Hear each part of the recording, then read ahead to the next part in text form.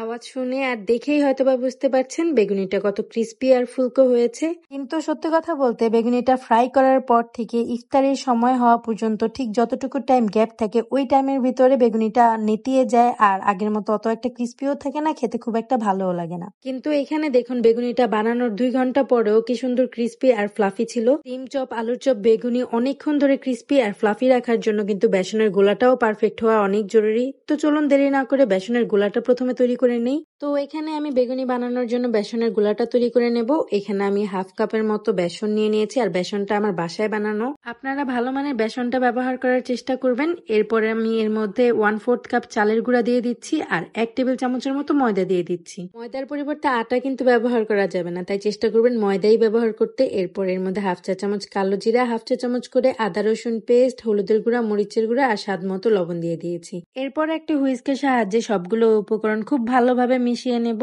যাতে কোনো দানাদার ভাব না থাকে। আপনারা চাইলে এই পর্যায়ে চালনি দিয়ে চেলেও নিতে পারেন, তবে সেই ক্ষেত্রে আদা রসুনটা পরে ব্যবহার করতে হবে। এরপর আমি সামান্য পানি দিয়ে হুইস্কের সাহায্যে আবারও খুব ভালোভাবে মিশিয়ে নিব। আর এখানে কিন্তু প্রথমে অল্প পানি দিয়ে হুইস্ক দিয়ে এরকম একটা থকথকে পেস্ট তৈরি করে নিতে হবে যাতে সবগুলো উপকরণ পানির সাহায্যে খুব ভালোভাবে মিশে যায়। এরপর আমি আরো কিছুটা পানি দিয়ে মিডিয়াম ঘনত্বের একটা পেস্ট তৈরি করে নেব আর বেসনটাকে খুব সময় নিয়ে 5-6 মিনিট খুব ভালোভাবে ফেটিয়ে নেব যাতে ভিতরে একটা এয়ার ক্রিয়েট হয়। এরপর 10 মিনিটের জন্য এটাকে রেস্টে রেখে দেব। 10 মিনিট পর এর মধ্যে আমি 1 টেবিল চামচের মতো ফুটন্ত গরম তেল দিয়ে দিব আর 1 পিঞ্চ পরিমাণে বেকিং সোডা দিয়ে দিব। এই বেকিং সোডাটা দেওয়ার কারণে ইফতারি বানানোর 2 ঘন্টা পরেও এগুলো নেতিয়ে যাবে না আর অনেকক্ষণ যাবত মুচমুচে থাকবে। যার সুবিধার্থে আমি এর ঘনত্বটা বুঝিয়ে দিচ্ছি। একটা আঙ্গুল ডুবিয়ে আঙ্গুলের চারপাশে যদি একটা বেসনের লেয়ার তৈরি হয় তাহলেই বুঝে নিতে হবে এই ঘনত্বটাই পারফেক্ট।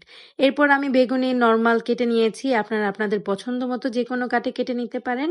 এখানে আমি তেল আগে থেকেই গরম করতে দিয়েছিলাম। তেলটা গরম হয়ে গেলে বেসনের গোলার ভিতরে বেগুনিগুলো ডুবিয়ে এক্সট্রা যে বেসনের গোলাটা থাকে সেটাকে ঝেড়ে তেলের মধ্যে দিয়ে দিতে হবে। এই পর্যায়ে চুলার হিট মিডিয়াম টু হাই রাখতে হবে। বেগুনিগুলো তেলের মধ্যে দিলেই দেখবেন যে হালকা করে ফুলে উঠেছে। তারপর একটা চামচের সাহায্যে তেলগুলো এভাবে ছড়িয়ে দিলেই দেখবেন যে বেগুনিগুলো আরো বেশি করে ফুলে উঠেছে। বেগুনির এক পাশ যখন একটু লাল হয়ে আসবে তখন এগুলোকে উল্টে দিয়ে অন্য পাশটাকেও 1 মিনিটের মতো ফ্রাই করে নিতে হবে। বেগুনগুলো যেহেতু পাতলা করে কাটা তাই বেগুনিগুলো ফ্রাই হতে খুব বেশি একটা সময় লাগবে না, 2 থেকে 3 মিনিটের মধ্যে বেগুনিগুলো ফ্রাই হয়ে যাবে। এরপর একটা ঝাঁঝরির সাহায্যে বেগুনিগুলো তুলে এক্সট্রা তেলগুলো ফেলে দিতে হবে। তো এক এক করে আমি এইখানে সবগুলো বেগুনিও ফ্রাই করে নিচ্ছিলাম আর একটা ডিম সিদ্ধ করে রেখেছিলাম সেই ডিমটাও বেসনের গোলায় ডুবিয়ে এখানে ফ্রাই করে নিয়েছি। শুধু বেসনের গোলায় ডিম ডুবিয়েও খুব মজা করে ডিম চপ বানানো যায়, এভাবে ডিম চপ খেতেও অনেক মজা। তো আমার মেয়ে বায়না ধরছিল যে চিকেন ফ্রাই খাবে, তো একটা টুথপিকের মাথায় 2 পাশে 2টা চিকেন দিয়ে মাঝখানে মোজারেলা চিজ দিয়ে দিয়েছি আর আমার এই চিকেন ম্যারিনেশনটা সবসময়ই ঘরে থাকে। এরপর এই চিকেনটাকে একটু সময় নিয়ে খুব ভালোভাবে ফ্রাই করে নিলেই তৈরি হয়ে যাবে। এই তো ফাইনালি আমার সবগুলো ভাজা পোড়া তৈরি হয়ে গিয়েছে। এখানে ডিম চপ, চিকেন ফ্রাই, বেগুনি তৈরি করেছিলাম। আপনারা চাইলে এখানে একটা কাঁচামরিচও ফ্রাই করতে পারেন, একটু ধনেপাতা ফ্রাই করতে পারেন। আশা করি খেতে খুব একটা খারাপ লাগবে না।